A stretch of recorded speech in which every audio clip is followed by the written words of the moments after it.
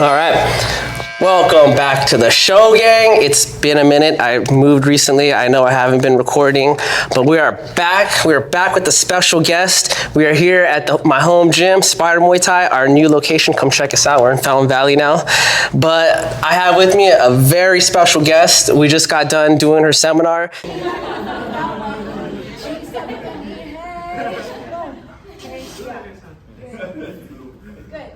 It was a fun seminar. A lot of the techniques she showed me actually reminded me a lot of my coach's like old style, which was super crazy to me because I was like, I feel like they trained together before or something. Haven't.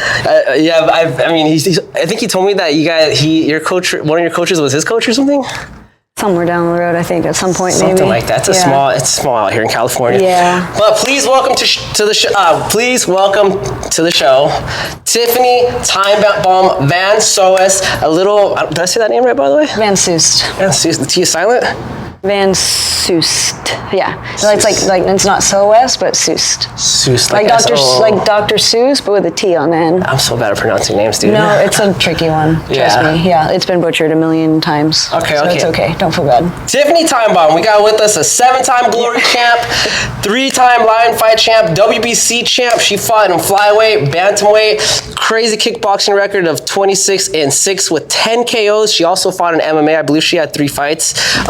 2 losses, which both came from subs, which I could already imagine that happening before it happened, you know? Yeah. But Tiffany, man, welcome to the show. Thanks for having me. Yep. How'd you like the gym? It's beautiful. I love the gym. I walked in, I'm like, ooh, it's a nice gym. Clean, big open space. Yeah. This is our 3rd location since I've been with Frankie. So it's been cool just watching the growth. We were in downtown Santa Ana for a little bit, and I felt like low-key was like a cool gym, but it was like a downgrade because it was small, you know? So now this is cool. We're big. We got multiple rooms, you know? Great seminar. Nice. Glad you enjoyed it. I did. But yeah, I got some questions for you. I know we're short on time, so I'll try to keep it short. One thing I did notice when I was like researching you, I noticed you're Dutch, right? Your grandfather, I think, is literally from Holland. My grandmother, yep. Grandmother, I'm sorry. Grandparent was from Holland, yep. But your first art was karate. Yep. That it was what was the name of it? The style? Shorin-ryu. That's the one I never looked into. What's the difference between that and like Kyokushin and Shadokan? It's similar. It's Okinawan. It's a hard style. So it's just kind of within that family, similar. Okay. Yeah. Would you think it's like more better than the other two, or? Just different. Okay. Yeah. From what I've seen and have experienced from the other styles, there's just a lot of similarities, but like just different details. Okay, Okinawa, isn't that where karate like started from? Or is it Okinawa, right? Mm. Interesting. Yeah, I remember growing up, I didn't have any friends that took that style, but I did Taekwondo, which is kind of like a cousin to karate, I guess you could say. So I was always interested in the different styles, and I remember reading that style, and I was like, I don't know anyone that does that style. Yeah. So when I read your stuff online, I was like, oh, she comes from that style. Mm-hmm. But yeah, you did karate up until 18, and then you transitioned into Muay Thai. Mm-hmm. How come never kickboxing though?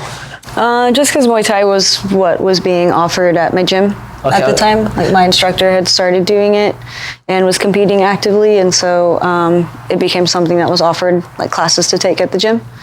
So it was just karate straight to Muay Thai, and then the kickboxing came later after Muay Thai. Yeah, when I saw that your grandparent was from Holland, I just assumed that like you would have probably gravitated more towards the kickboxing earlier on. Mm-mm. Yeah, that's interesting. I feel like your kickboxing career, though, you went like further than your Muay Thai career. Well, yeah, it was just like the timing of everything with Lion Fight kind of starting to slow down, wind down. There was the issues with payment and stuff. At the same time, Glory had just decided that they were going to do a women's division. And of those 2 promotions, Glory was definitely the bigger one. Lion Fight did, for the time that it was on Access TV, for that time, like it was huge for Muay Thai. It was the biggest thing in Muay Thai, but Glory was still bigger and more global, I think. So it was just an opportunity to continue on a new challenge in a different but similar sport. But also I think just a bigger opportunity to earn more and to put myself out there more and to test myself. Yeah, I think Glory really, especially in like the early 2000s to mid 2000s, I felt like they were putting a lot more money into the promotion, the fighters. Yeah. It's kind of interesting because you saw Lion Fight kind of go away, and like what you spoke on with the money issue, I know so many fighters that were going through the same thing, you know. Yeah. Yeah, Glory, they've been bought out, I think, like 4 times, but they just recently acquired more funding. And so they had that event recently where it was like a cross promotion with boxing, I think, right? The Egyptian thing? No, that was just a former Glory champion. There was no... I got that wrong, guys. Yeah, there's no like correlation between the promotions, but the Rico Verhoeven, he's the reigning heavyweight champion at Glory. Yeah. How'd you feel about that fight? Did you see it? I watched like the highlights and the controversies and stuff, but I didn't watch it from start to finish, so I don't really know. Yeah, I didn't see all of it too. I wanted to, but I think they had some other fights going on that I tuned into. But I saw people were saying it was a bad call. But I kind of looked like he was losing though from the clips I saw, you know? Yeah, I'd have to see like the lead up to it to make my own like assessment of it, because you just see the highlight, like just a few seconds. You're like, yeah, we don't do that here. We just make judgment. Yeah. No, I'm just kidding. Just kidding. Yeah. So, but what I was trying to say earlier was like somehow Glory just keeps coming back, bro. They're like the Terminator, which is good and kind of sad, but good, I guess, in a way. Yeah, it's good for kickboxers. It's interesting because I feel like the Western crowd should like Glory, because it's like, I like Muay Thai, that's my number one sport, but I understand the clenching and like people don't understand the rule set as much, and the kind of the pace is a little bit slower. But I'm like, dude, kickboxing should be like the best combat sport we have in terms of striking. Yeah. It doesn't catch on. They tried to really make a push for it here in the States. In those earlier days of Glory when I first came on, they had a few big tournaments here. Joe Schilling won one of them, so like that was big for America, for the U.S. And they tried to really tap into the U.S. market with more shows in like New York and Chicago and stuff. And like you said, for some reason, despite how exciting in the high knockout percentage, I think they used to boast like at least half of the fights end in knockout. Yeah. It just still didn't really seem to catch on. Yeah. So. Maybe in the future. Maybe the generation after doesn't. Who knows? You never thought about getting into boxing or anything? I was thinking about it. I was training boxing. I spent some time in London, and I was thinking about going that route and kind of planning on it, but life just decided to take a different turn, so I didn't follow through with it. I think if I could go back, I'd do boxing. Yeah. It seems more, I don't want to say easier, but there's less tools, so there's less things to worry about, and the money is just better. You would think. Yeah, well, there's CTEs too. Yeah. You ever think about like CTE or any of that? Yeah, for sure. I feel like I think we're around the same age. I'm 35. I don't want to give your age out, so I know ladies. Close to that. Right. I notice now I'm starting to see friends of mine show signs of like CTE, especially the people I looked up to, I've had a few podcasts actually where I interviewed people I looked up to, and there are clear signs of CTE, is that something you ever like kind of concerned about? A little bit, yeah. I mean, you saw what happened in the middle of my seminar. I went on a tangent and like completely forgot where I started, what I wanted to do. Stuff like that, and like short-term memory stuff I know is a symptom of brain damage. And I didn't take too many shots, bad shots in my fights in the ring, but in training, I was in a lot of wars early on and stuff. I've been knocked out in training multiple times over the course of my career. So, and even just like the micro little jolts, and like even if you catch a kick on the glove or you take a hard shot on the glove, it still like shakes your brain a little bit. So I mean, 12 years of that, like hard drilling, and that adding up. I think thankfully I didn't suffer any terrible knockouts. But I definitely think that pretty much an entire lifetime of getting hit in the head leads to some kind of problems. Yeah, I've been a lot of the fighters out here, or ex-fighters, like, do you know who Ian McCall is? He's putting out like a lot of good information on things to help, I wouldn't say cure like CTE, but like keep the effects of it at minimum. He's got like a cool program with like psychedelics and like other things you can, like natural substances that aren't drug related, that can help your brain. And I'm really like, it makes me kind of sad that you don't really see like big corporations or scientists trying to figure this out. All the stuff I see is coming from ex-fighters that are trying to figure it out. And unfortunately, there's just not a lot of funding for that stuff, Yeah. But a little sad part of combat sports, huh? Yeah. There's definitely a dark side to it. And even like any contact sport, really. I mean, obviously with football, rugby, things like that, you see athletes retire. They're in the limelight, the stardom, it's great, and then the game's over, career's over, and they're left like become a shell of who they once were and suffer tremendously. Yeah. And they don't suffer, the people around them too suffer because, you know, their loved ones they're kind of on the roller coaster ride with them. And yeah, it's that's why defense is so important. Well, I think your style is really good at combating future instances of CTE because you use really good footwork, right? And it's like what you said earlier, even blocking still rattles the brain, you know? Everything, when I was doing my research on you, and even like I've seen you fight in the past, so I already noticed this in the past, but like your footwork was like the number one thing. You're kind of famous on Reddit, bro. Yeah. Did you know that? You have a Reddit account. I have a Reddit account, yeah, but I'm never on there. Dude, I saw that you posted some stuff on Reddit, but there's other people that, like, it's actually interesting because when you look up a fighter on Reddit, It's like where all the real fans are.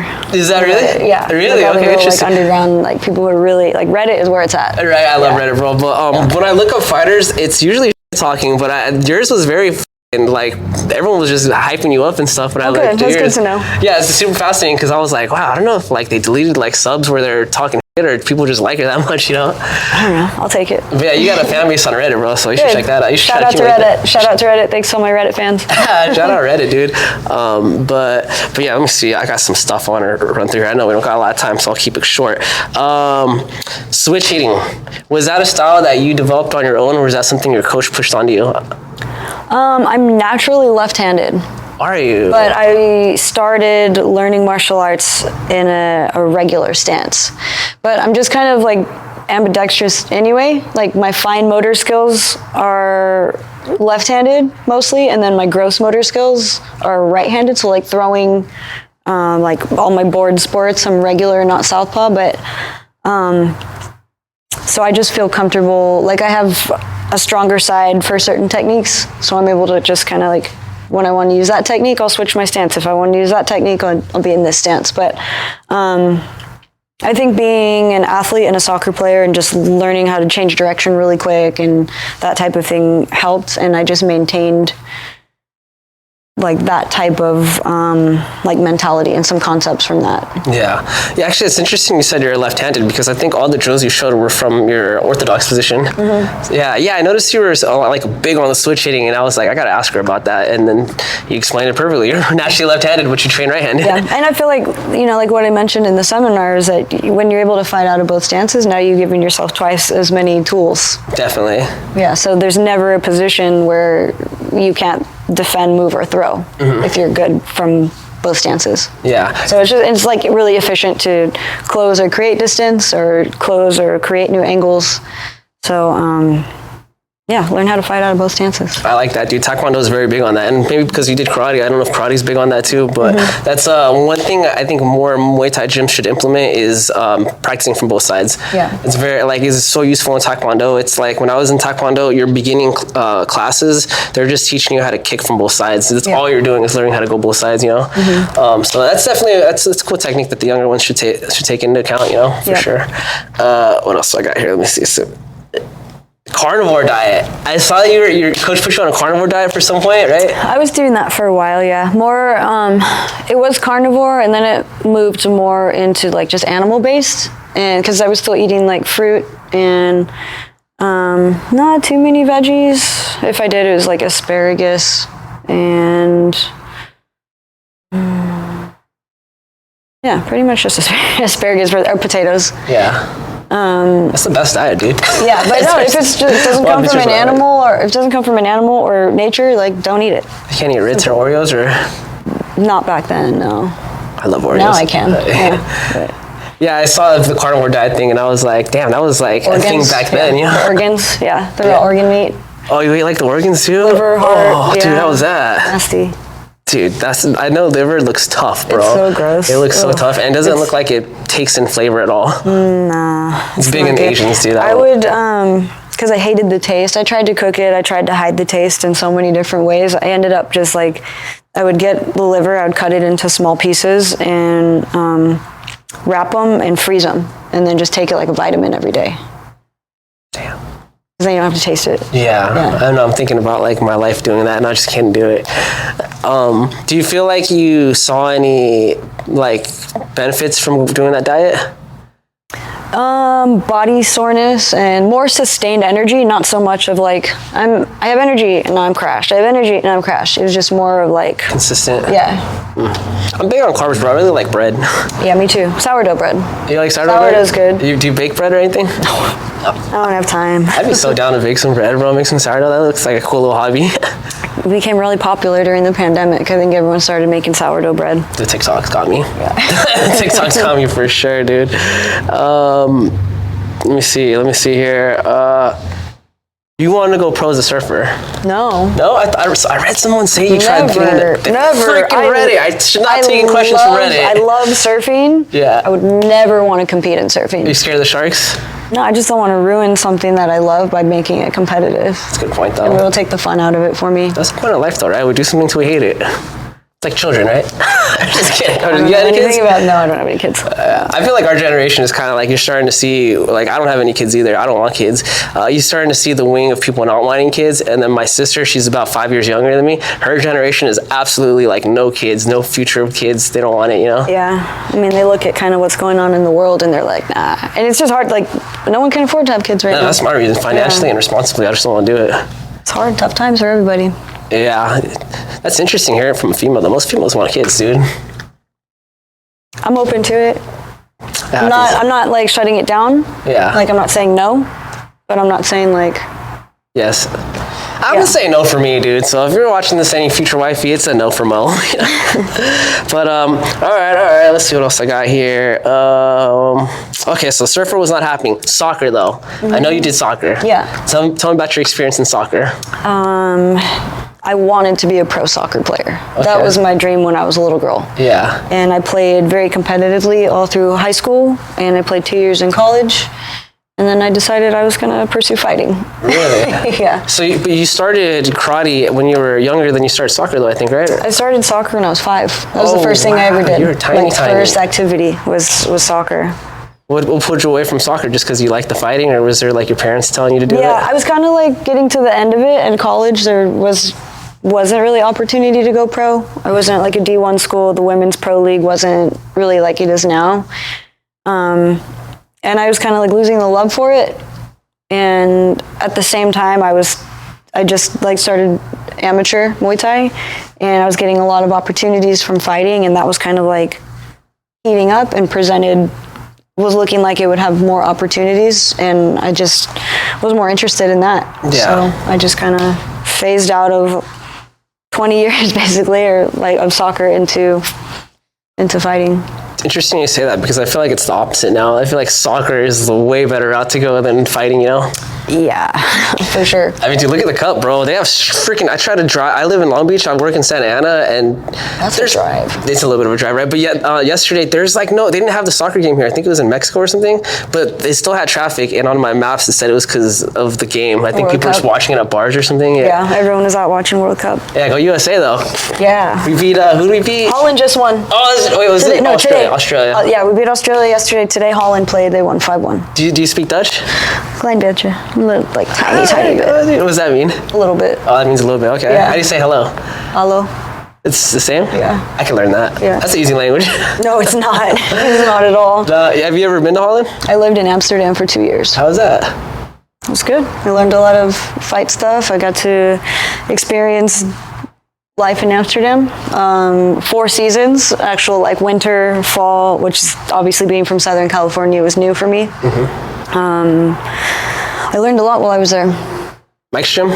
I didn't train at Mike's gym. What? No. Why not? Because I trained at FFC and Arena Gym. Okay. Yeah. Was that like further out? Was Mike's gym like too far or something? Different style. Okay. Different style, and I went there specifically to learn that style. Got you. So that's, yeah. I brought that up because I noticed when I was watching Glory, like a good portion of their fighters came from Mike's gym. Mm-hmm. I don't know if they just had connections or something.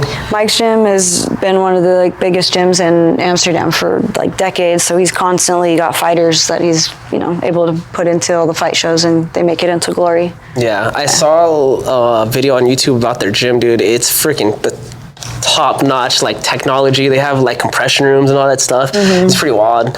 I wish we could afford that here. Yeah. Our memberships would go up. I couldn't afford to come here. Yeah, membership would go way up. Right? I know. Can you imagine how much those guys are paying? I don't even know. It's probably like a freaking grand or something a month. No idea. All right. Let's see. I think I ran through all the questions. I got anything you want to maybe mention? Oh, let's talk about your Punch therapy. Yeah, punch therapy. How did you get into this?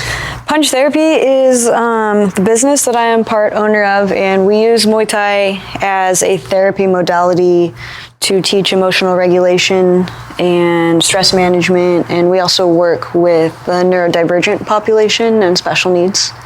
So basically,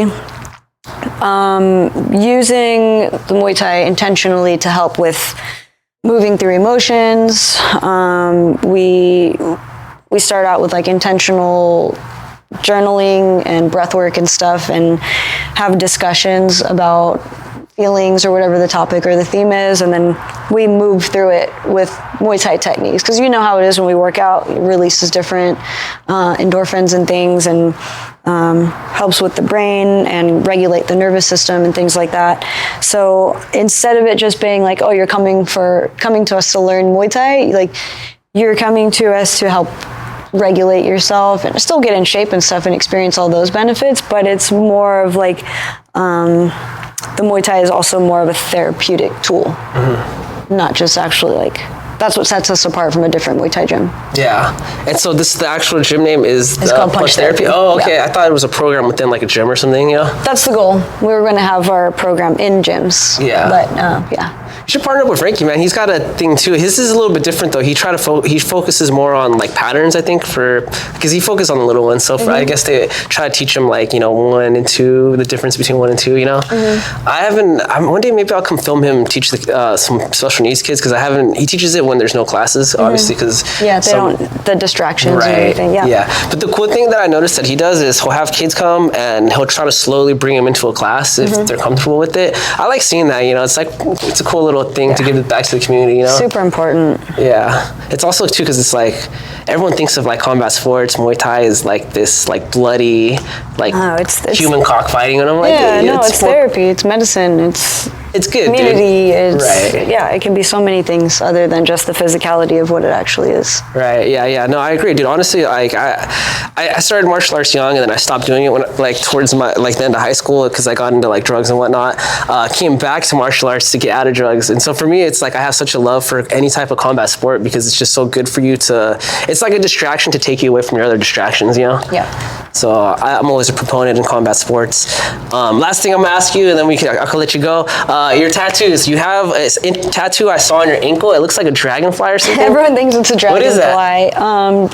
It's my Can't Stop Crazy logo. Oh, that's a Can't Stop. I could not recognize it from all the way back there. Yeah, it's the equal sign with the X through it. So you guys remember the time when American Muay Thai was up on the rise, and then we had Can't Stop Crazy. Yeah. So it was like our Muay Thai kind of crew, and we all have the tattoo somewhere on us. Dude, I used to love Joe Schilling when I was growing up, dude. He was like my man, bro.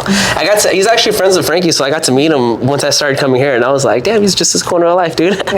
Yeah. All right, Tiffany, I think that's all I got. You want to give any last words to the people? Be kind to one another, take care of each other, do something nice for somebody, do something nice for yourself. There you go. All right, gang, you heard her. Be kind to each other. And yeah, that's it. Goodbye, everyone. Thanks for watching. Thanks. Thanks, Tiff. Thank you. Appreciate it.